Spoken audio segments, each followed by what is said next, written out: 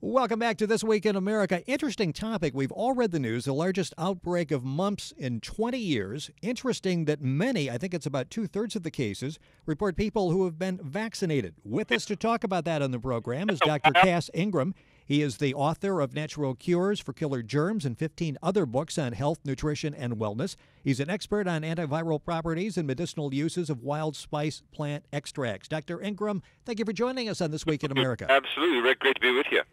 It's kind of interesting that almost every case has been in a vaccinated person. So this mumps outbreak has not been, in a bunch of people who weren't vaccinated or people in a homeschool. No. This is the most common victim is a person who got the booster shot. So if you got 2 vaccines, that accounts for 70% of the victims. That is amazing. When you first hear this, you're thinking, well, I've had my shots, I don't have to worry about it. And then, like you said, you read that statistic that basically 2 out of 3 have been vaccinated. What does that say for the vaccination process? It's not protecting them from this aggressive virus. That's what it's telling us. And the fact that, here's what it is. Actually, 2/3 of them got the MMR booster, you see? Okay. So the MMR booster, which is like having the vaccine a second time, is not working. At the minimum, the vaccine people should recognize that it's a waste of time and money, and it's actually increasing the vulnerability to shoot them again, But they won't listen. They want to get everybody to get a booster. But that's what it is. Almost every one of them, actually, let's say that in Iowa there were 700 cases, almost all of them were vaccinated. But of those 700, say 550 had 2.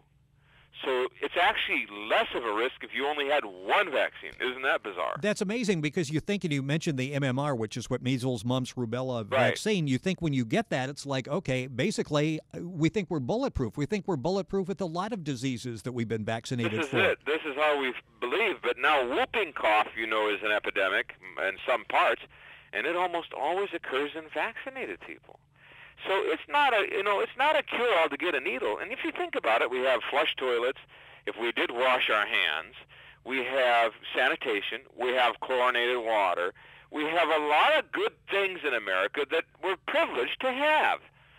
So I'm telling you, the vaccine companies, the public health has to take a real serious look at this. Obviously, a booster shot has to be thrown out right away. And we have to look at the fact that, probably we should look at natural medicines and herbs that kill mumps, because there are a number of herbs that do. I want to talk about that. Dr. Cass Ingram is our guest on This Week in America. His website, by the way, is www.p-73.com. Yeah. And you can also go to our website, thisweekinamerica.us, and you can link onto that. Let's talk about some of the natural ways you talk about that we can possibly prevent mumps and whooping cough and other diseases. Right. Well, Rick, big nutrition. If we took the right vitamin C, some vitamin A, lots of protein, lots of vegetables, lots of fruit, lots of citrus, you'd be less vulnerable. If we ate less sugar, we'd be less vulnerable. Sugar depresses the immune system.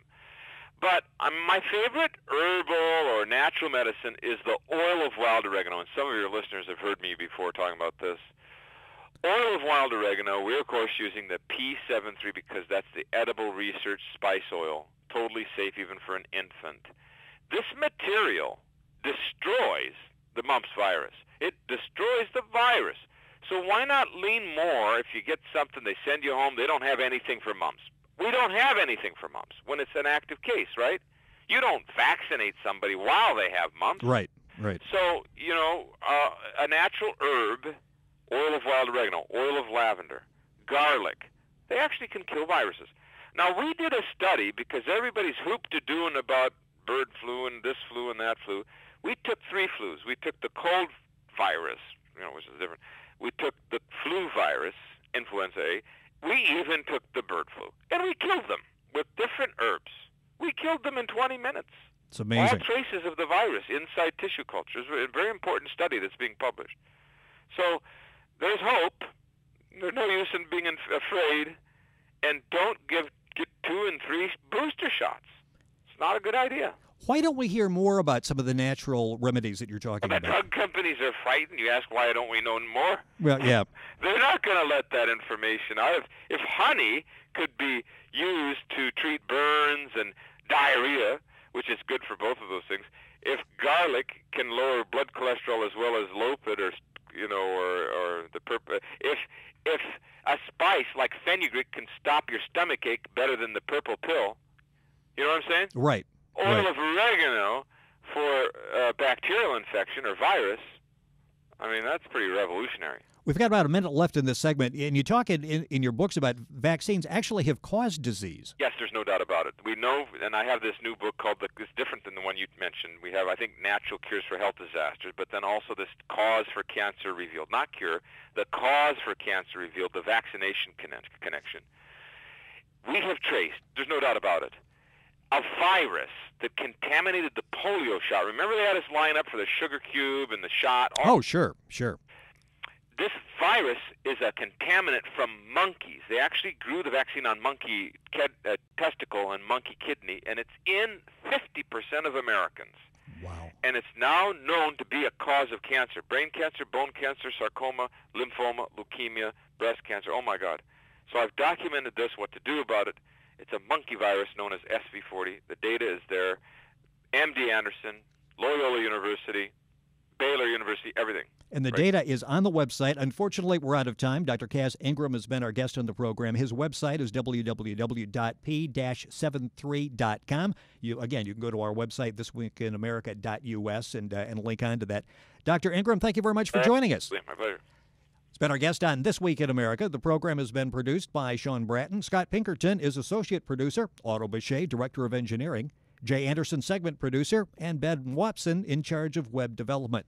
This Week in America has been produced by Blue Funk Broadcasting, LLC, and distributed nationally by Syndication Networks Corporation in Morton Grove, Illinois.